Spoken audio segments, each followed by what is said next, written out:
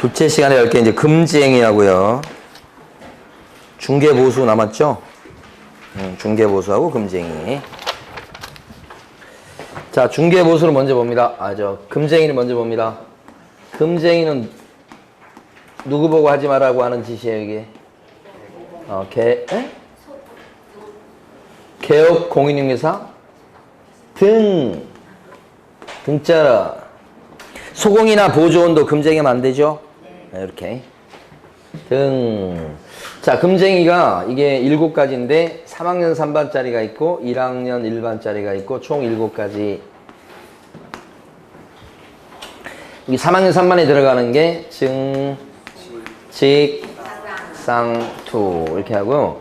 1학년 1반에 들어가는 게 수, 협, 판매 이렇게. 그래서 증서부터 봅니다. 요 금지 증서.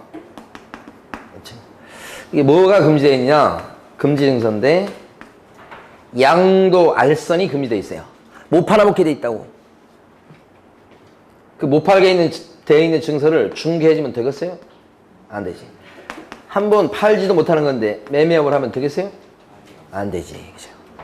그래서 요 금지 증서는 중개나 매매업을 했다가는 3학년 3반. 이 금지 증서에 뭐가 들어가요? 대표적인 거 딱지, 그죠? 철거분 입주권 이런 딱지, 그 다음에 청약통장 이런 거. 이런 금지 증서에 이런 것들은 들어가는데 아파트 분양권 들어갑니까? 아파트 분양권 아니고 상가 분양 계약서는요 아니고 이렇게. 그러니까 아파트 분양권은 이거 중개해 줄 수 있잖아요. 이건 아니고. 그 다음에 상가 분양 계약서다 그러면 요 상가 분양 계약서 이것은 금지 증서에 들어가지 않겠습니다. 이렇게. 상가 분양 계약서가 최근에 나온 것까지 하면 2번 남았어요. 그 다음에 이렇게 하면요 직접 거래하고 쌍방 대리. 이 직접 거래는 누구하고 계약을 하고 거래하는 겁니까? 직접 거래 의미는 의뢰인과 계약하는 거죠. 의뢰인과. 그죠? 의뢰인과 의뢰받은 거에 대해서 거래하는 거. 의뢰인과 계약을 체결했을 때. 그때가 뭐예요? 직접 거래. 누구랑 계약한다고요? 의뢰인과. 그런데 의뢰인 본인이 안 오고 의뢰인이 대신 대리인을 보냈다. 그죠? 의뢰인이 대신 수임인을 보냈다. 그러면 대리인, 수임인과 계약을 체결하는 것도 어디에 들어가더라? 직접 거래다. 이렇게. 직접거래 상대방은 본인하고 하든 대리인하고 하든 다 직접거래. 자, 무슨 얘기냐면 직접거래는 부동산 사무실에 물건이 나왔어요 이렇게 됐을 때 개공이, 그죠? 내가 사면 안 될까요? 해서 사버렸다. 이렇게 되면 개업 공인중개사 같은 경우는 의뢰받은 물건에 대해서 의뢰인과 계약을 했으니 요 B라는 개공이 이 매매계약 체결한 것 자체가 직접 거래가 돼서 처벌받는다. 여기가 처벌받죠. 3학년 3반이죠 지금. 만약에 그 점포에 나온 중개사무실에 나온 건데 소공이 잡았습니다. 소공이 계약했어요. 그래도 뭐요? 직접 거래. 그럼 소공이 3학년 3반. 이때는 법에서 직접 거래 하지 마 이렇게 돼 있긴 한데 직접 거래 했을 때 이 매매계약이 무효로 돼버립니까? 매매계약이 무효로 될 것까지는 아니고 유효로 될 수 있죠.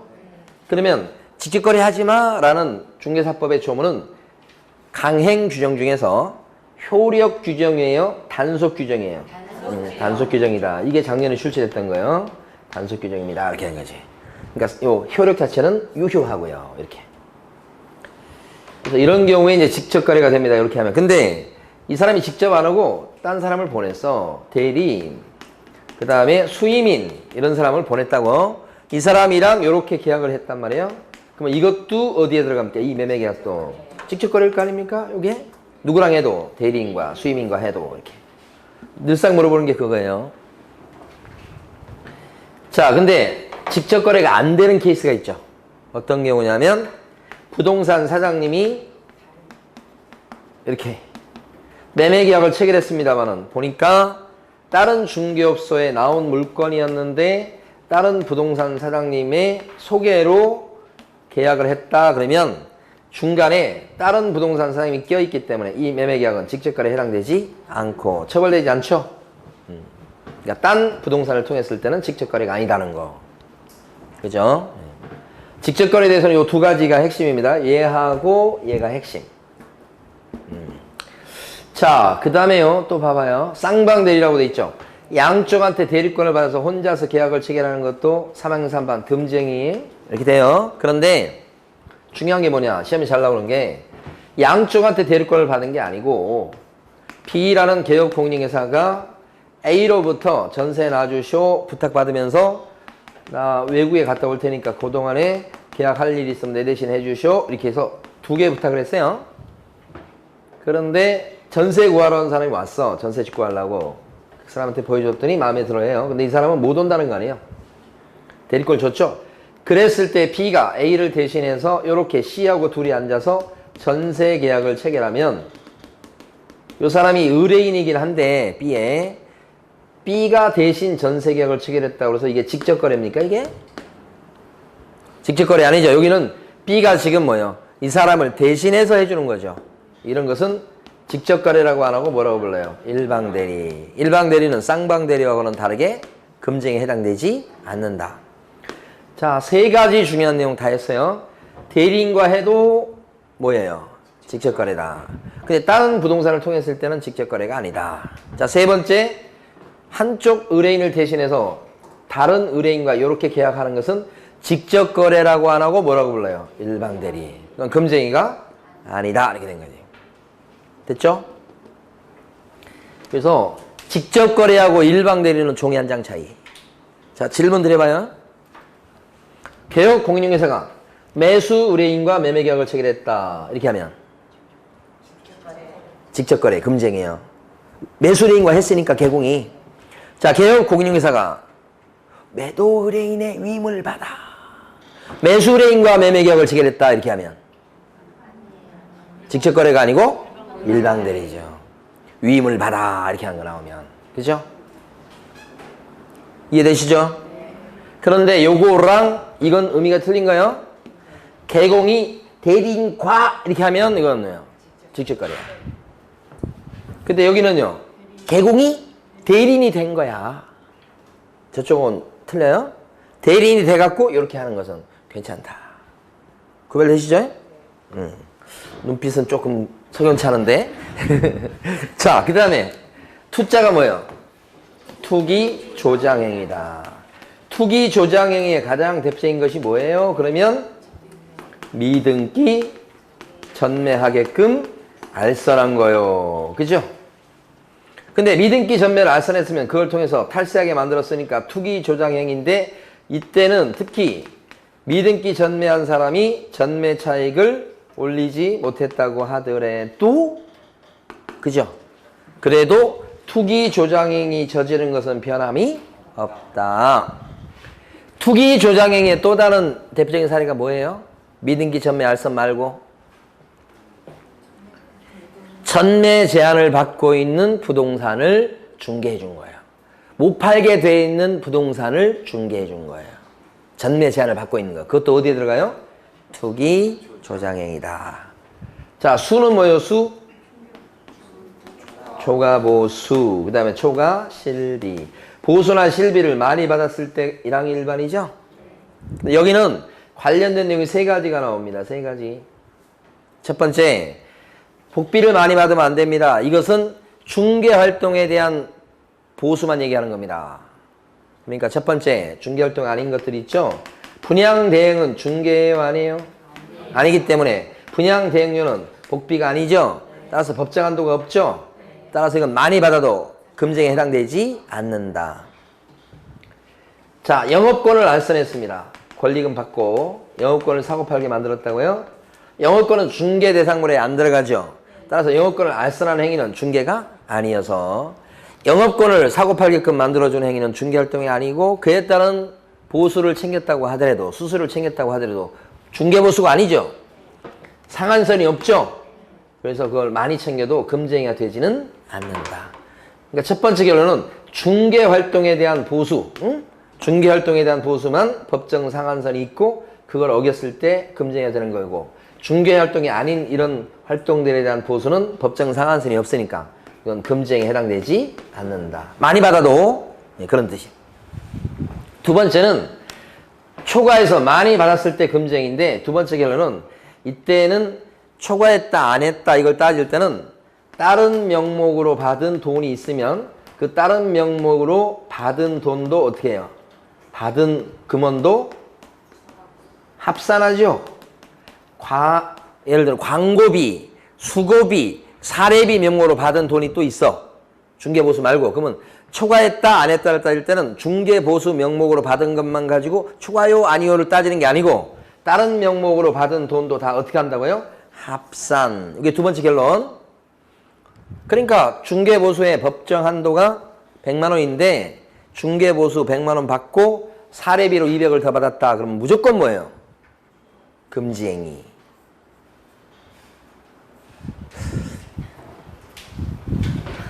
아는 거예요, 진짜? 네. 진짜. 근데 표정이 안 그래, 지금. 그건 여러분 이제 이렇게 되면 수업 시간이 길어지는 거예요. 알 때는 막 아는 체를 해줘야 되는 거예요, 이게. 다른 사람 저만 보고 있잖아, 저만. 자, 세 번째 결론이 뭐냐? 초과해서 받았을 때, 현실적으로 받았을 때 금지행위죠. 초과해서 현실적으로 어떻게 해야 된다고요? 받아야 돼. 그러니까 이게 법정 한도가 100만 원인데 300만 원 달라고 요구하고 그 다음에 약속까지만 했어. 아직 받진 않고. 그럼 금지행위요? 아니에요? 아니다. 그거잖아요. 받아야 금지행위다. 근데 받은 뒤에 초과해서 많이 받고 나서 그 다음에 돌려주거나 이렇게 했을 땐 금지행위요? 네. 그래도 여전히 금지행위. 아까하고 태도가 또 달라졌어요, 지금. 만약에 법정 한도가 100만 원인데 300만 원짜리 당좌 수표를 받은 거야. 근데 그게 금쟁이지 바로. 그죠? 부도났어. 그런 액면가가 법정 한도를 넘어갔으면 부도났어도 현실적으로 한 푼도 못 챙겼어도 금쟁이로 본다. 여기서 나온 거죠. 결론은 이렇게 세 가지 내용밖에 없는 거예요. 협의 뭘까요?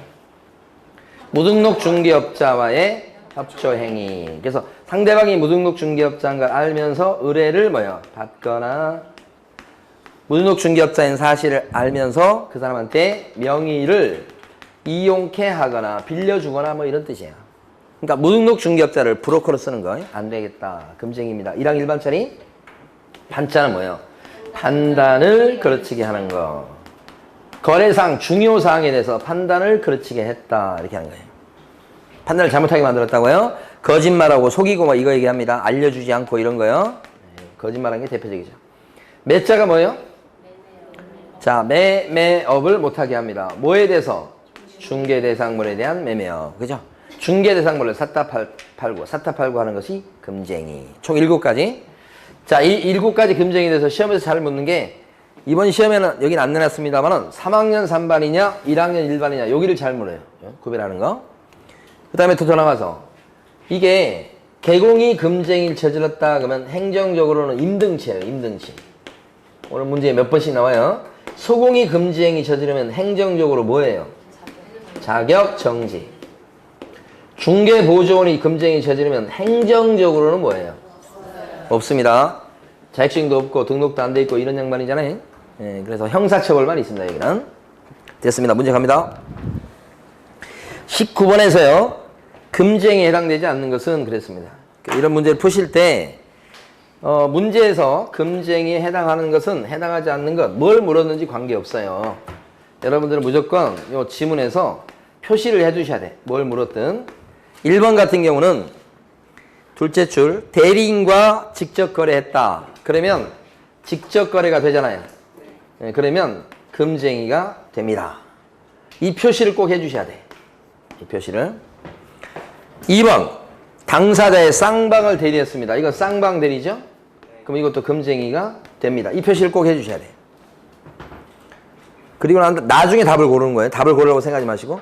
그 다음에 3번 같은 경우는 중개대상물 매매업. 매자죠, 매자. 매자로 딴 거죠? 금지행위 맞습니다. 4번은요. 전매 제한이 있어요, 없어요? 없죠. 그러니까 그건 중개해줘도 괜찮으니까 이건 금지행위가 아니죠. 그럼 벌써 이제 이걸 물었을 것 같아요. 답이 3개나 있으니까 답은 하나 할 거니까. 자, 4번째. 다섯 번째. 무등록 중개업자인 걸 알면서 그를 통해서 그의 명의를 이용케 했다. 이게 협조행위죠. 글자 딴 게 어떤 것인지도 이렇게 쓰면 더 좋아요. 그리고 뭐요? 금쟁이가 맞다. 그죠? 가만히 보니까 요 두 개는 3학년 3반짜리고 요거는 1학년 1반짜리입니다. 두 개는 증직상투, 수협, 판매 이렇게. 정답 4번이죠? 금쟁이 아닌 걸 골라라 이렇게 물어봤겠죠, 당연히. 자, 20번.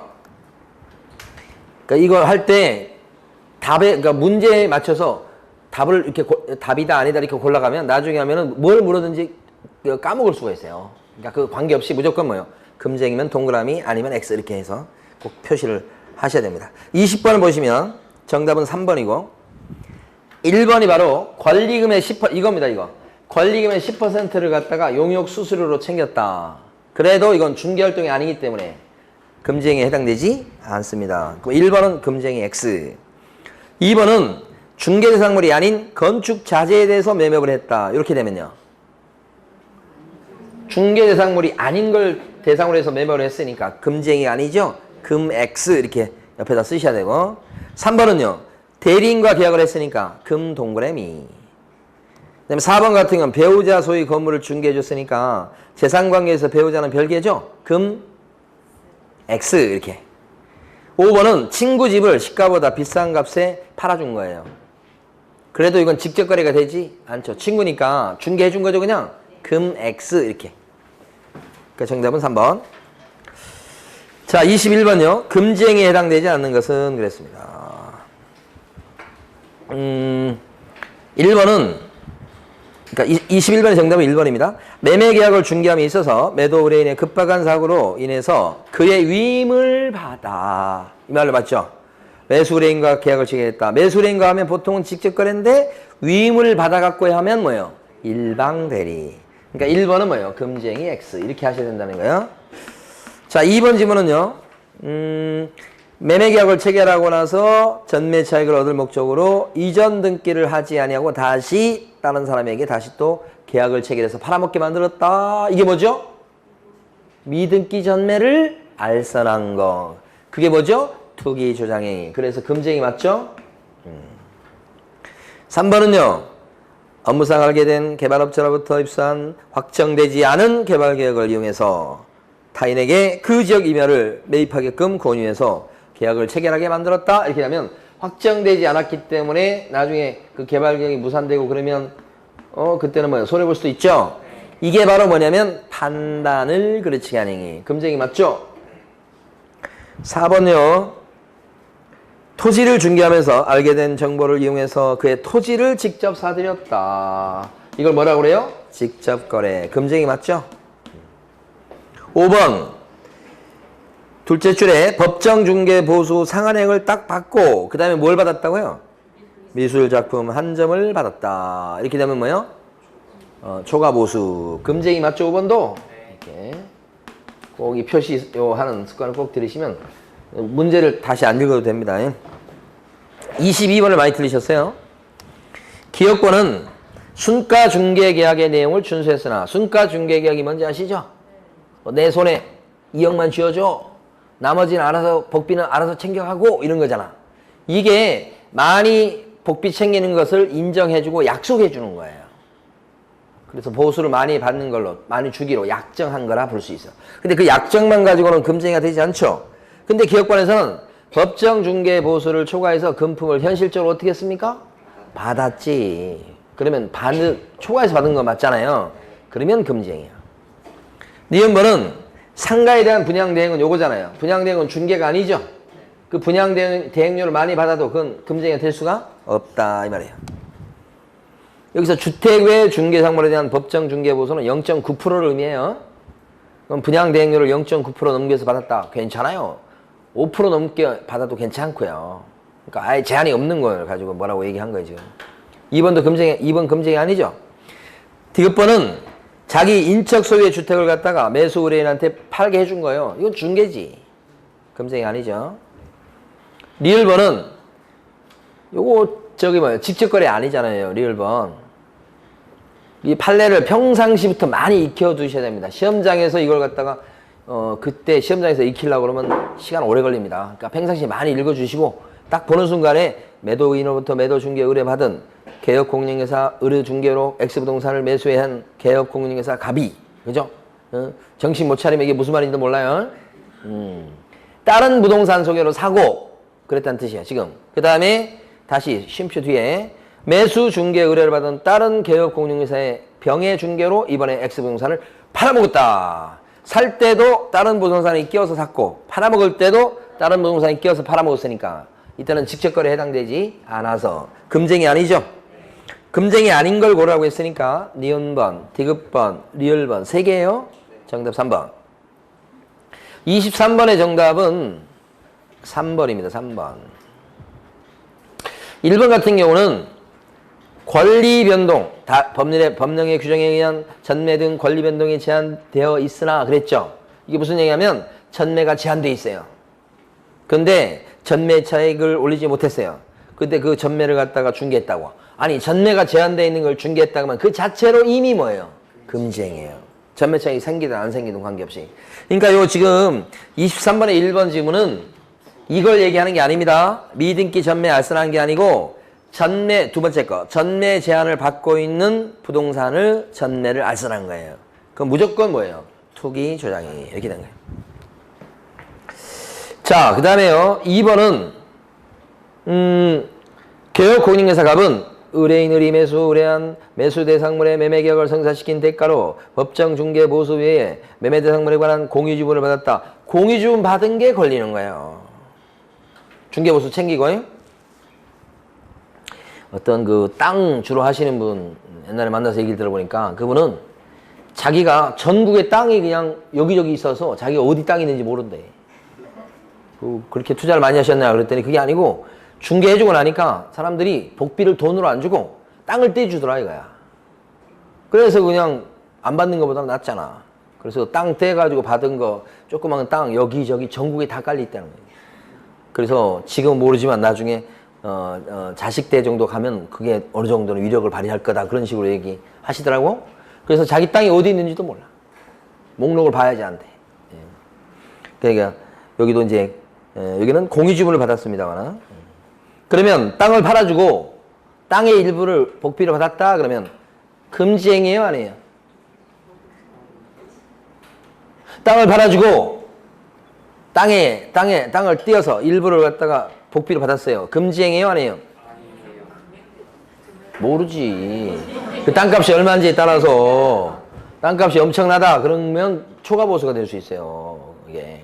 근데 그 정도까지 아니면 괜찮고 이렇게. 자, 그 다음에요. 3번. 3번은 의뢰인을 대리해서 타인에게 중개상물을 임대하는 거 이렇게 돼 있죠. 의뢰인을 대리해서 이걸 뭐라고 불러요? 임대차 계약을 대신해 주는 건데 일방대리죠. 금쟁이 아니죠. 3번. 정답이 3번이에요. 4번은 뭘 숨겼네요. 판단을 그르치게 하는 거. 5번은 요 판례거든요. 개업 공인중개사와 매도 의뢰인이 서로 짜고 매도 의뢰 가액에 비해서 무척 높은 가액으로 중개 의뢰인에게 부동산을 매도하고 그 차익을 취득하는 행위. 엄청나게 비싸게 팔아주고 그 이득을 서로 나눠 가진 케이스예요. 의뢰인과 개공이. 이게 뭐예요? 판단을 그르치게 하는 행위. 가격 조작입니다. 가격 조작. 가격 조작이다. 그래서 판단을 그르치게 하는 행위가 된다고 하는 가장 결정적인 자료는 뭐냐면 무척 높은 가액으로. 가격차가 많이 나야 됩니다. 자, 24번 갑니다. 정답은 4번이고 24번에 1번에 보면 금쟁이가 되지요. 왜냐하면 증여 등의 명목으로 또 금품을 받은 게 있잖아요. 중개보수 말고도. 법정 중개보수 실비 받고 또 그 밖에 다른 명목으로 또 금품 챙긴 게 있으니까 합치면 넘어가죠. 100%. 2번은 금쟁이가 되는 게 청약통장 때문에 그래요. 청약통장은 금지증서에 들어갑니까? 네. 금지증서에 들어갑니다. 그래서 이걸 알선하면 금지행위. 몇 학년 몇 반요? 왼쪽에 있는 3학년 3반.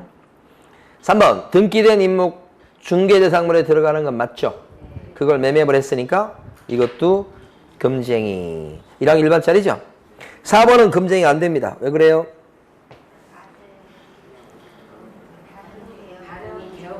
그렇죠. 다른 계공의 중개로 샀으니까 그런 거예요. 다른 계공의 중개요. 자식하고는 관련이 없어. 지금 이 자식이 나이 먹고 그러는데 그냥 직장도 없고 결혼도 안 하려고 그러니까 내쫓아버리는 거예요, 지금. 방을 얻어서. 누가 방을 얻어주는 거예요, 지금? 아버지가. 아버지 이름으로 임대차를 한 거예요. 살기는 누가 살아? 자식이 살아. 네. 그래서 내보낸 거예요, 지금. 분가예요, 분가. 그런데 다른 계공의 소개로 임차를 했기 때문에 직접 거래가 아니다. 이게 정답이고. 5번은 쌍방대리죠. 임대 의뢰인과 임차 의뢰인을 대리하여. 이거 뭐예요? 양쪽을 대신했기 때문에 쌍방대리, 금쟁이. 몇 학 몇 번? 3학년 3번. 25번 가시면 1번은 중개대상물의 가격이 당해 거래상 중요사항으로 볼 수 있는 이상 법 33조 4호에 당해 중개상물의 거래상 중요사항에 포함이 된다. 맞죠? 포함이 됩니다. 가격도 거래상 중요사항이 들어간다. 그 다음에 2번 개설 등록하지 않고 부동산 거래를 중개했어요. 그런데 보수를 갖다가 현실적으로 받지는 않았지만 요구 또는 약속하는데 그쳤다 그랬을 때 이 사람을 처벌할 수가 있다 없다? 처벌할 수가 없다. 왜냐면 중개업이 안 돼서 그런 거야. 비록 무등록 상태이긴 해도 중개업이 안 돼버리죠. 보수를 현실적으로 안 받아서 그 무등록 중개업자가 처벌할 수는 없다. 그 판례. 3번은 법정한도를 초과하는 중개보수를 받았을 때 관청은 개업공인회사의 개설 등록을 취소 어떻게 해요? 할 수도 있다. 금쟁이는 아까 임등치라고 그랬죠? 개공은 임등치, 서공은 자격증지 그거잖아요. 개공이에요. 4번 의뢰인이 부동산을 단기 전매해서 세금을 포탈하려는 것을 뻔히 알고서도 개업공인회사가 이에 동조해서 그 전매를 중개했을 때는 전매 차익을 갖다가 전매해서 세금을 포탈하려는 목적으로 지금 전매를 중개한 거예요. 이게 뭐예요? 지금 읽은 게 미등기 전매 알선. 세금 취득세, 양도소득세 그런 거 안 낼 목적으로 이런 거죠. 금쟁입니다, 이거. 5번은 답을 많이 고르셨어요. 5번은 왜 금쟁이가 아닙니까? 왜 틀렸습니까? 당자수표인데 액면가는 법정한도가 넘어갔다고 분명히 나왔는데 부도가 났다고 나왔죠. 또 부도 나도 어떻게 해요? 금쟁이인 것은 변함이 없는 겁니다. 그러니까 당자수표 나오면 무조건 금쟁이에요. 볼 것도 없어요. 자, 26번 보수에 관한 설명 중 옳은 것은 그랬습니다.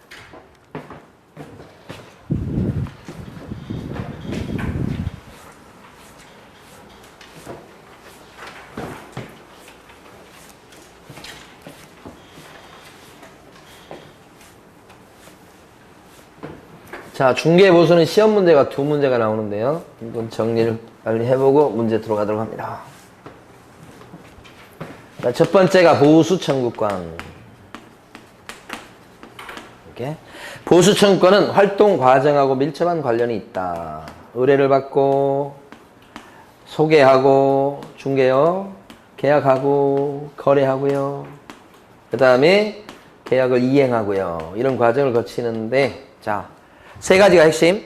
만약에 의뢰받아가지고 중개 서비스 했고 그 다음에 계약서만 쓰면 되는데 자기들끼리 계약서를 써버린 거예요. 이랬을 때 복비 달라고 할 수 있을까요? 개업공인회사가 의뢰받고 소개시켜가지고 이제 가격도 맞춰주고 이사날짜 잡아주고 다 했습니다. 그런데 계약서만 자기들끼리 써버렸어요. 그러면 그때 복비 받을 수 있다 없다? 있다. 왜냐하면 결정적 기여를 했기 때문에 계약서는 자기들끼리 썼다고 해도 보수 받을 수가 있다. 두 번째, 보수 지급 시기는 언제예요? 보수 지급 시기. 당사자 간에 약정이 있을 때는 그 약정한 때가 보수 주는 때가 되겠죠? 없을 때 어떻게 되냐고 이걸 묻는 거죠. 언제가 됩니까? 거래대금의 지급이 어떻게 된 날? 완료된 날. 이렇게 되죠. 거래대금의 지급이 완료된 날. 이렇게. 잔금시에 잔금시. 자, 만약에 이행되지 않고 계약이 파기가 되었습니다. 무효가 됐다든지 취소가 됐다든지 그 다음에 아니면 해제가 되었다 이렇게 깨지면 보수청구권은 어떻게 됩니까? 계약이 파기되면 보수청구권은 소멸합니까? 원인과 책임이 누구한테 있냐를 따져보시는 거죠. 원인과 책임이 개공한테 있다 그러면 보수 달라고 할 수가 없죠. 책임이 개공한테 있지 않다면 당사자한테 있다면 이런 뜻이죠. 그때는 복비 달라고 할 수가 있겠다. 그죠? 깨졌을 때 요 경우 이렇게 세 가지입니다. 자, 두 번째는 법정 한도입니다. 중개보수에 대한 법정 한도를 가만히 보면 주택일 때 하고 주택 외 물건일 때 하고 법정 한도를 정하는 게 좀 다르죠. 주택일 때는 일단 국토교통부를 이용해서 대강 범위를 정하고 그 다음에 세부적으로는 시도 조례로 정한다고 되어 있습니다. 그리고 국토부령의 내용이 여기 중요하죠. 중개보수는 양쪽한테 받는 거죠. 그때 나눠서 받습니까? 각각 받습니까? 각각 받습니다. 각각 부담하는 거예요. 그런데 한도를 정해놨다고 그랬죠. 그 한도는 누구한테 받을 수 있는 한도입니까? 양쪽한테 받을 수 있는 쌍방 한도입니까? 일방 한도입니까? 일방한테 받을 수 있는 한도를 정해놨죠. 그 한도가 매매나 교환계약일 때는 1,000분의 몇 프로요? 9. 임대차 등일 때가 일방 한도가 어떻게 돼요? 1,000분의 8까지 받는다고 돼 있죠. 매매 기간이 좀 세요. 이 범위 안에서 시도 조례로 정하는 거예요. 그래서 시도 조례가 이거보다는 조금 더 줄여놨죠. 0.654 이런 식으로 이렇게. 자, 근데 이 시도 조례와 관련해서 세 가지 아셔야 돼. 만약에 중개 대상물 소재지하고 사무소 소재지가 시도 조례가 달랐을 때는 어느 조례에 따라서 복비를 받고 사무실 따라가고요. 자, 두 번째, 조례를 잘못 해석해서 많이 받았습니다. 잘못 해석했습니다. 그랬을 때는 처벌받습니까? 1항 일반으로 처벌받습니다. 네. 자, 법정한도 요것을 초과한 약정을 했다. 법정한도가 0.6인데 0.8을 받기로 약정했다. 그러면 이 약정은 무효죠? 근데 전부가 다 무효입니까? 초과 부분만 무효입니까? 초과 부분만 무효다. 이렇게 세 가지 알아두셔야 되고, 주택 외의 물건은 주택 빼고 나머지 싹 들어갑니다. 네. 공장이라든지 상가, 토지, 오피스텔 이런 거 싹 들어갑니다. 이때는 국토부령에서 법정한도를 정하고 조례표가 없습니다. 국토부령에서 정한 게 두 가지죠. 하나는 주거용 오피스텔과 나머지로 나뉩니다. 어떤 걸 주거용 오피스텔이라고 그래요? 네 가지를 갖춰야 되죠. 전용 면적 기준은 85 이하이고 전용 입식 부엌, 화장실, 목욕시설 이런 거 갖추면 주거용 오피스텔. 이럴 때는 매매나 교환계약을 알선했을 때는 1,000분의 5까지 받고 임대차 등을 알선했을 때는 1,000분의 4까지 받는다. 그런데 오피스텔이 나올 가능성이 되게 높습니다. 지문 문제든 계산 문제든 간에. 이걸 뺀 나머지는 전부 다 몇 프로까지 받는 거예요? 1,000분의 9입니다. 듣기 조심할 건 상가 매매를 알선했을 때도 0.9%까지 받는 거지만 상가 임대차를 알선했을 때도 0.8이 아니라 0.9까지 받는다는 것을 주의하셔야 됩니다. 토지도 마찬가지입니다. 그리고 업무용 오피스텔이다 그랬을 때도 0.9까지 받습니다. 이것도 매매일 때도 0.9, 임대차도 0.9예요. 자, 구별할 거. 만약에 오피스텔인데 전용 면적이 50제곱미터밖에 안 돼요. 50제곱미터입니다. 그런데 부엌이 없어요. 그냥 목욕시설과 화장실 갖추고 있어요. 그러면 주거용 오피스텔입니까? 업무용 오피스텔입니까? 업무용이죠, 업무용. 그죠? 그때는 임대차라고 하면 최고율이 0.4예요, 0.9예요. 그죠? 그런 문제가 나올 수 있다는 거죠. 중요한 겁니다, 제일. 나눌 줄 아셔야 됩니다. 이렇게. 그 다음에 복합건축물에 대해서 좀 봐주셔야지. 복합건축물은 일부는 주택, 일부는 주택 외 용도로 쓰는 거죠. 이게 전체 통매매일 때, 전체를 다 거래할 때를 얘기하는 겁니다. 통매매일 때 그때의 복비 계산하는 방식은 뭐냐. 면적 가지고 따지죠. 바닥 면적. 주택의 용도로 쓰는 부분의 면적이 주택 외 용도로 쓰는 부분의 면적보다 크거나 같으면, 이쪽이 2분의 1 이상이면 주택에 대한 법정한도가 적용되고요. 반대로 주택 외 용도 부분에 이쪽의 면적이 더 크잖아요.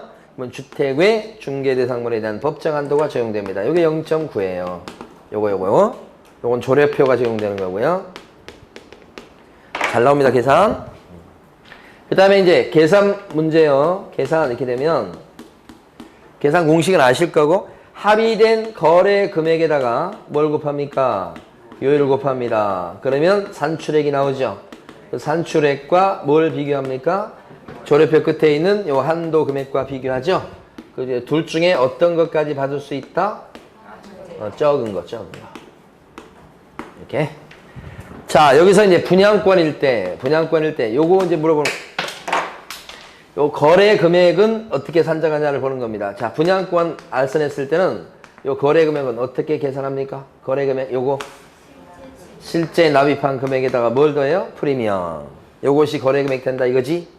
총 분양 대금이 거래 금액 되는 게 아니고 자, 그 다음에 또 뭐가 있을까? 교환이라 그러면 교환 같은 경우는 부동산 두 개 있죠? 둘 중에 어떤 게 거래 금액 되는 거예요? 큰 금액이다. 그죠? 자, 전세다. 전세 보증금 8천이다. 그러면 전세 보증금이 거래 금액이 되는 거죠? 이렇게. 자, 월세 있을 때 임대차 같은 경우는 어떻습니까? 월세가 있는 거. 그때는 일단은 보증금 플러스 월세 곱하기 뭘 하죠? 배. 그래서 요것이 거래 금액이 되죠. 예를 들어서 보증금 1000에 월세가 70입니다. 1000에 70짜리예요. 그러면 거래 금액은 얼마나 나와요? 1000에 70이면 거래 금액 얼마나 나와요? 1000에 70 월세 70이면 8천. 그렇죠? 1000에 70짜리 주거용 오피스텔을 구해줬어요. 복비는 최고 얼마까지 받는 거예요? 8천 나왔죠, 일단. 주거용 오피스텔은 임대차니까 0.5에 4예요. 4. 얼마? 32만원. 한도액은 당연히 없어요, 여기는. 이쪽은 한도액이 없잖아요. 한도액은 주택이나 한도액이 있는 거, 여기. 이렇게 계산해요. 자, 근데 1000에 30이면 어떻게? 주거용 오피스텔인데 1000에 30짜리야. 그러면 합산 금액이 4천 나왔잖아, 4천. 그럼 4천이 거래 금액이에요? 아니잖아. 이 합산 금액이 5천이 안 됐죠? 5천만 원 미만일 때는 다시 계산하죠? 그럼 1000에 30짜리다 그러면 30에다 70을 곱하는 거예요. 그럼 얼마죠? 2100 더하기 1000. 얼마예요, 그러면? 3100인가요? 이렇게. 여기다가 얼마 곱하는 거예요? 주거용 오피스텔이니까 0.4 이렇게 곱해서 계산합니다. 그러니까 원래는 이렇게 하는 게 원칙인데 보증금 플러스 월세 곱하기 70에서 계산하는 경우도 있다. 그죠? 이것도 있고 이것도 있고.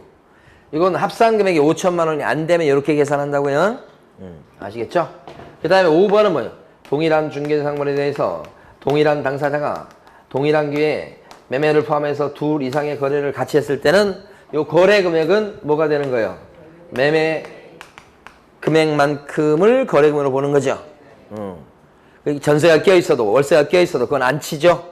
매매 계약에 관한 금액만을 거래 금액으로 합니다. 지금 거래 금액 보는 거예요, 전부 다. 네. 자, 그 다음에 다 했어요, 이제. 실비합니다. 네 번째, 실비. 지금까지는 보수 봤죠? 실비가 두 가지 인정받고 있죠?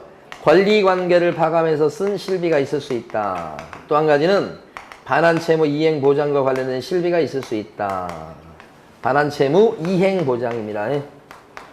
실비가 두 가지가 있죠? 그랬을 때 권리관계 등 확인해서 있던 실비는 누구한테 받아내는 거고요? 매도인 같은 이전 의뢰인. 이렇게. 권량이 이렇게 암기하시라고 그랬죠?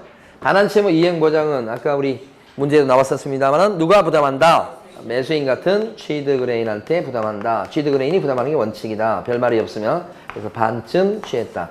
이건 개공이 예치 명의자로 활약하면서 쓴 비용 얘기하는 겁니다. 개공이 예치 명의자로 일하면서 발생된 비용. 두 가지 밖에서는 안 되고, 이러한 매수인청 대리인의 중개보수나 실비는 받아먹었을 때 따로 영수증을 써줄 의무가 있다 없다. 중개보수 받았을 때 영수증을 써줄 의무가, 작성 교부할 의무가 있어요 없어요? 왜 없게 되는 거야 이거? 확인 설명서에다가 중개보수 얼마, 실비 얼마 이렇게 해서 도장까지 찍어서 주니까, 또 받았다고 또 도장 찍어주니까, 그러니까 이건 쓸 필요가 없다. 이렇게 갑니다. 이제 26번에서 옳은 것은 그랬습니다. 틀린 것은 그랬습니다. 다 맞는데 5번이 틀렸죠. 5번이 왜 틀렸을까요? 쌍방이, 여기 요거요. 쌍방이 뭐요? 각각 부담합니다. 각각. 균분이 아니에요. 5번이 틀린 겁니다. 중개보수는 쌍방이 어떻게 부담한다고요? 각각. 균분 그러면 안 돼요. 27번 가시겠습니다. 기업권은 개업공인중개사의 과실로 의뢰인 간의 거래 행위가 취소됐습니다. 누구 때문인가요, 지금? 개업공인중개사의 책임 있는 사유죠. 과실로 그랬죠. 그러면 보증권은 소멸한다. 못 받는 거죠. 그래서 맞는 거네요. 자, 2번 복합 건축물의 경우인데 주택의 면적이 2분의 1 이상일 때는 주택 2분의 1 이하네요. 자, 주택의 면적이 2분의 1 이하일 때는 주택 외 중개대상물의 보수 규정을 적용합니다. 그렇습니까? 요거네, 요거. 주택의 부분이 절반이 안 됐다는 뜻입니다. 여기가 절반이 안 돼. 여기가 더 커. 얘가 절반이 안 돼. 절반만 돼도 이거 따라갈 텐데. 절반이 안 되면 2분의 1 이하가 아니고 뭐라 그래야 돼? 미만. 여기 미만이 미만. 2분의 1 미만일 때는 뭐 따라간다고요? 주택 외. 2분의 1 미만일 때는 주택 외. 그렇죠? 2분의 1 이상일 때는 요거 이상이에요. 이상. 2분의 1 이상일 때는 뭐 따라간다고요? 주택. 2분의 1 이상 그러면 주택. 2분의 1 미만 그러면 주택 외. 결코 쉬운 거 아니에요. 벌써 2개 다 나왔어요. 기출문제. 그 다음에 디귿번은 둘째 줄 잘못해서 했다니까요. 용서하지 않습니다. 처벌 대상이 됩니다. 디귿번 틀렸고. 리얼번은요. 오피스텔인데 90이요 벌써. 85를 넘어갔죠. 그렇게 되면 다른 거 따질 필요가 없어요. 무조건 업무용이에요 이거. 그러니까 업무용이니까 임대차라도 0. 몇 프로? 9죠. 임대차라도 0.9. 업무용이 출제될 가능성이 높다고 봐요. 자, 그래서 여기서는 옳은 것을 모두 고른 걸 했는데 옳은 것은 기억번하고 몇 번요? 리을번. 정답 1번입니다. 28번에서 틀린 것을 몽땅 고르쇼 했고 정답은 3번. 기억번은 아까 했던 겁니다. 2분의 1 이상이에요. 주택의 면적이. 그때는 못 따라간다고요? 2분의 1 이상은 주택.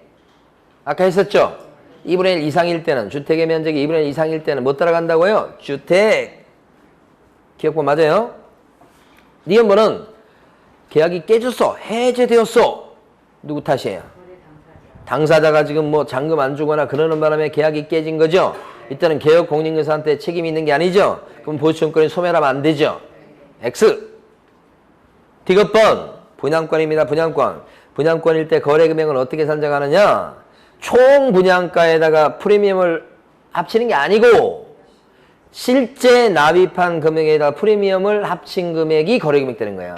총 분양가에 여기 틀렸죠? 실제 납입한 금액에 이렇게 하셔야 되겠지. 리얼번 동일 이렇게. 그죠? 세 가지. 그때는 매매 계약에 관한 금액만을 거래 금액으로 하죠? 합산하는 거 아니고 기출지문이에요. 리얼번도 그대로 매매 계약에 관한 금액만을 적용해서 수수료를 계산합니다. 이렇게 합친 거 아니고. 29번입니다. 옳은 것 했어요. 정답은 2번이고 29번의 1번은 왜 틀렸냐면 한도라는 말이 오면 누구한테 받을 수 있는 한도예요? 쌍방이 아니라 일방. 그죠? 29번의 1번에서는 첫 줄에서는 복비가 쌍방으로부터 각각 받는다는 거 알아두셔야 되고 아까 틀리게 한번 나왔었죠? 그 다음에 둘째 줄에 보면 쌍방으로부터 합산하여 받을 수 있는 한도가 아니고 일방으로 받을 수 있는 한도는 이렇게 하셔야 돼. 일방 한도입니다. 한도란 말이 오면 앞에는 반드시 일방이 와야 돼요. 쌍방 한도란 말이 없어요. 그 다음에 2번이 업무용 오피스텔이에요. 85 초과라고 돼 있잖아. 그때는 화장실이 있냐 없냐 부엌이 있냐 없냐를 따지지 않고 무조건 업무용 오피스텔. 그러니까 무조건 0.9를 곱하는 거예요. 맞죠? 그래서 2번. 3번은 어디가 틀렸습니까?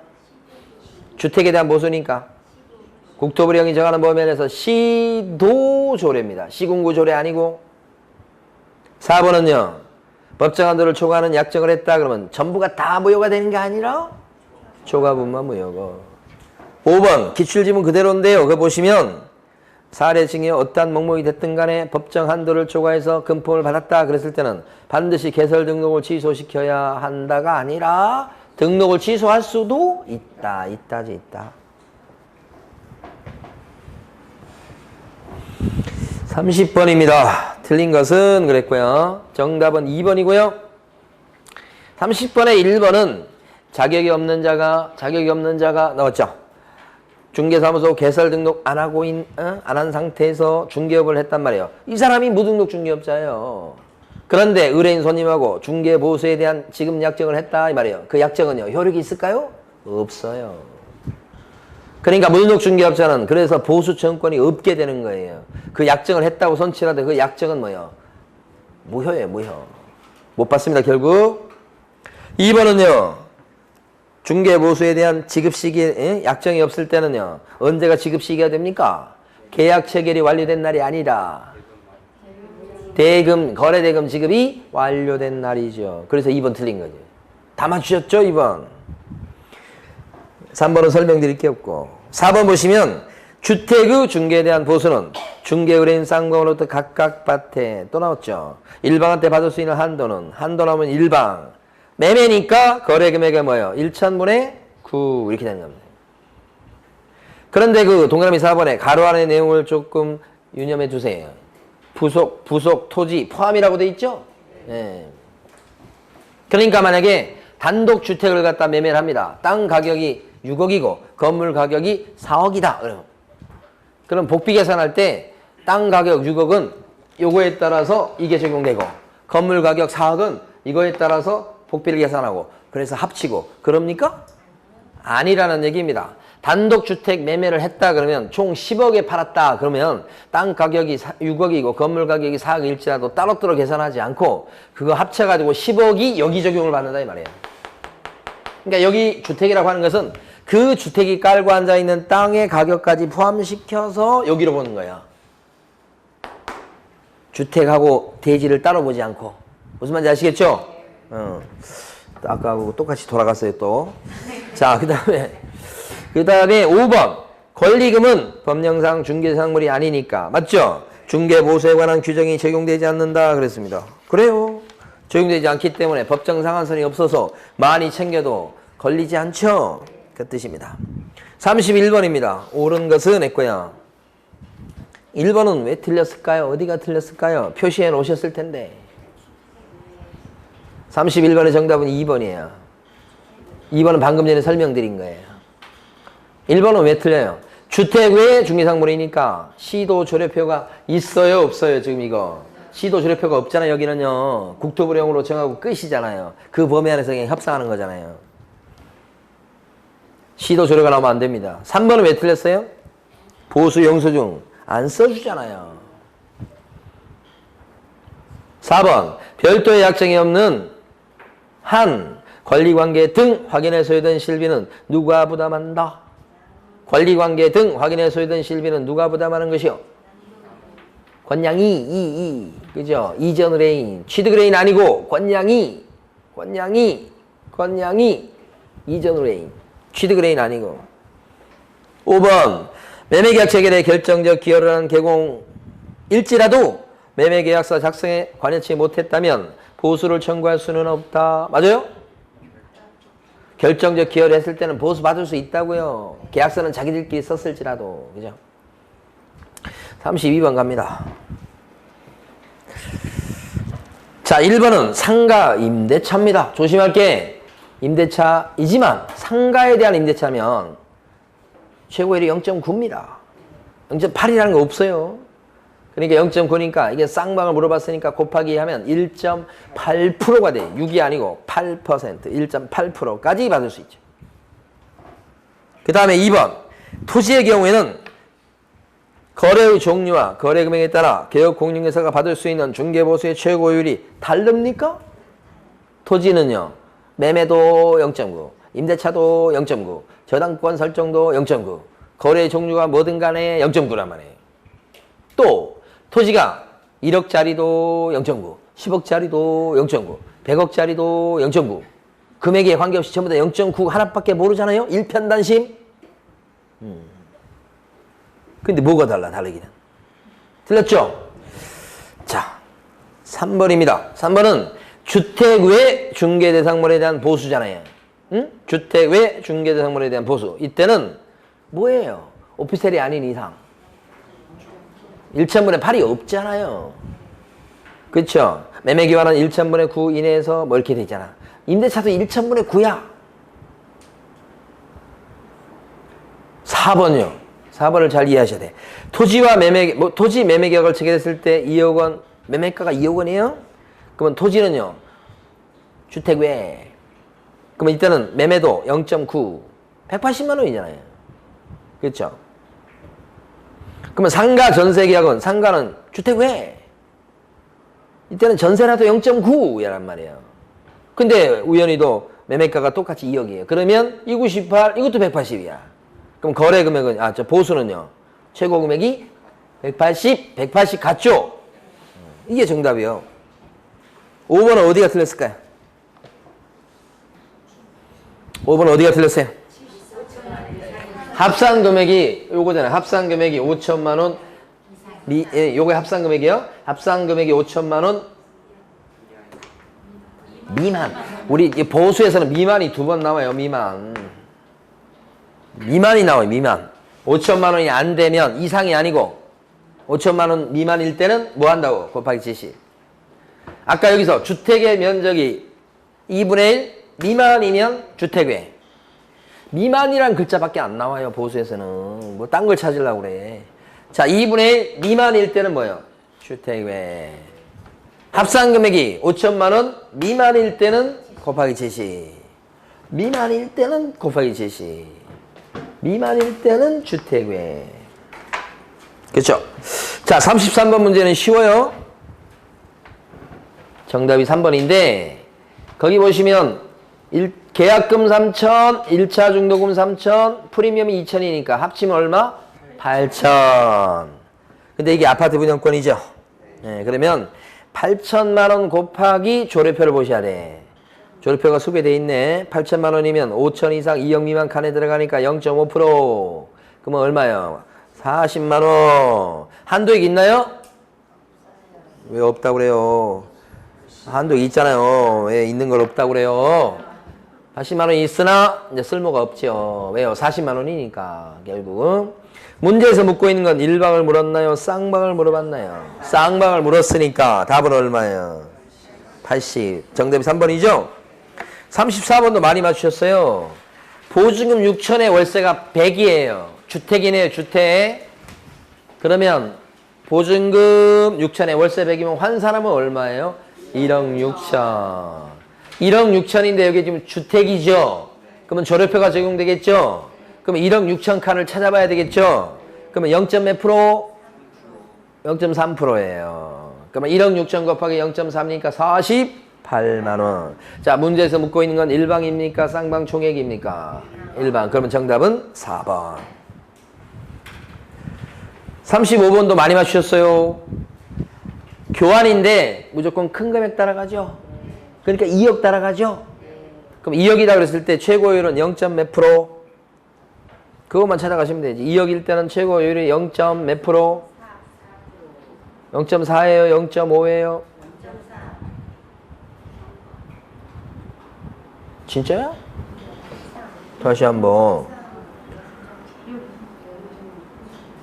0.4도 아니고 0.5도 아니고 지금 상가하고 토지를 바꾸는 거잖아요. 우리 머릿속에 있잖아요. 조례표를 보시면 안 되잖아요. 응? 0.9. 계산기가 필요하십니까? 2억 곱하기 0.9. 이건 상가하고 토지를 교환하기 때문에 여기에 적용되잖아요. 그럼 이건 오피스텔은 아니잖아요. 나머지잖아요. 그럼 0.9밖에 없잖아요. 그럼 2억 곱하기 0.9. 큰 금액 따라가는 건 똑같고 2억 곱하기 0.9니까 180. 그런데 문제에서 묻고 있는 건 일방이에요? 쌍방이에요? 쌍방. 정답은 뭐예요? 4번. 360입니다. 4번이 정답. 36번. 좀 많이 들으셨어요. 여기를 보면 지금 뭐냐면 두 개를 물어봤죠? 하나는 뭘 물어봤냐면 매매건을 물어봤어요. 매매건. 이거 주택이죠? 근데 매매가가 얼마예요? 1억인가요? 그럼 1억일 때 최고율이 얼마예요? 조례표에 따라가면 0.5%입니까? 그럼 50만 원 남았죠, 지금? 자, 월세가 주택인데 이번에는 요건 매매고 이번에 이제 계산하는 건 임대차입니다. 같은 사람이지만 지금 별개의 거래건이 있는 겁니다. 임대차인데 조건이 어떻게 돼? 보증금 얼마요? 1,500에 월세가 얼마요? 30만 원. 그러면 딱 뭐 계산하기 전에 이거 곱하기 100에서 합산한 금액 딱 보니까 5천이 안 되겠네. 4,500이잖아요. 이게 지금 4,500 나온 거예요. 곱하기 100을 해봐도. 그러니까 다시 계산하죠? 곱하기 70 이렇게 되는 겁니다. 그러면 2,100 더하기 1,500 3,600이에요. 이 주택이죠, 이것도. 주택 임대차죠? 조례표 보셔야 되겠네. 0. 몇 프로? 5%입니까, 진짜? 0.5% 그러면 5, 6, 30. 18만 원 나오는 거예요. 한도액 있습니까, 없습니까? 한도액 확인하는 습관을 꼭 들이셔야 돼요. 한도액 있어요, 없어요? 진짜 없어요? 없으면 일방한테 받을 수 있는 복비가 18만 원인데 문제에서 묻고 있는 것은 요 금액과 이 금액을 합친 금액이 얼마냐고 물어봤죠. 그럼 얼마예요? 68만 원이 정답입니다. 생각보다 많이 틀리셨어요. 이게. 68만. 정답 2번. 37번을 제일 많이 틀렸어. 응? 아까 37번 할 때 뭐라고 그랬냐면 제가 이거 통건물 어디 갔어? 이거 통매매일 때 면적 가지고 따진다고 그랬어요. 통매매. 전체를 다 매매할 때. 근데 지금 37번 문제 함정은 전체를 거래했습니까? 37번 문제는 가만히 읽어보세요. 전체를 거래한 게 아니죠. 2층짜리인데 면적을 이렇게 저렇게 한다고 막 하는 건 다 사기치는 거예요, 지금. 이거 지금 어떻게 해? 전체를 통매매한 게 아니잖아요. 1층 점포만 세를 놔줬잖아요. 임대차잖아요, 지금. 임대차 조건이 어떻게 돼요, 여기? 임대차 조건이 보증금 얼마에? 1억에 월세 얼마예요? 100만 원. 현실적으로 봤을 때 이게 복합건축물이다, 상가주택일 때 전체 통매매하는 경우는 그런 거래 건수는 많지는 않은 거예요.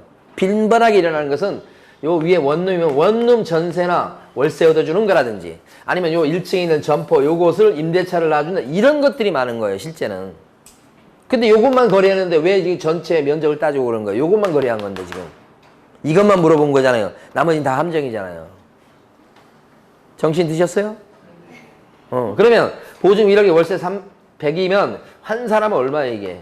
2억 규모죠? 2억 곱하기 얼마예요? 그냥 우리 머릿속에 있어요. 0.9 얼마라고요? 9.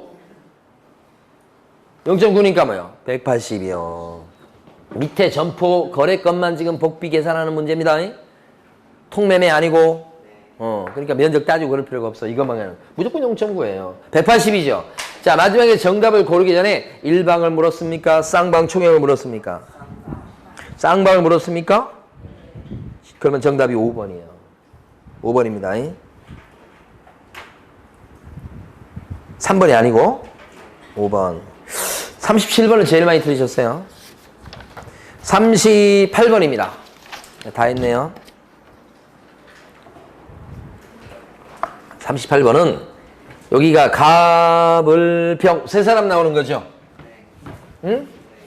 갑을병이 지금 계약을 몇 건 한 거예요. 갑을병 2건 한 겁니다. 하나가 매매건이고 매매. 하나가 또 뭐예요? 월세 임대차건이 하나가 또 있죠. 복비 계산합니다. 이거 주택인가요? 주택이요 뭐예요? 주택이면 조례표가 적용되겠네. 조례표는 문제에서 줬겠네요. 자, 이거 매매가가 얼마예요? 2억이고. 그러면 요거 계산해봐요. 주택 매매가 2억. 조례표 보면 0.4%. 그러면 얼마? 80만원. 한도액은 있나요? 없습니까? 일방한테 받을 수 있는 복비가 80이에요, 지금. 자, 요 임대차. 조건이 어떻게 됩니까? 3천에 20입니까? 월세 20? 그러면 딱 합산하면, 계산이 필요 없이 합산하면 5천이네요. 합산금액 5천만 원이면 곱하기 70으로 다시 계산해요, 안 해요? 안 하지. 그러면 이건 거래금액 5천 되는 거예요. 여기다가 요율을 곱하는 거예요. 자, 조례표 보셔야 되겠네. 조례표 보시면 5천만 원이라면 0. 몇 프로? 몇 프로?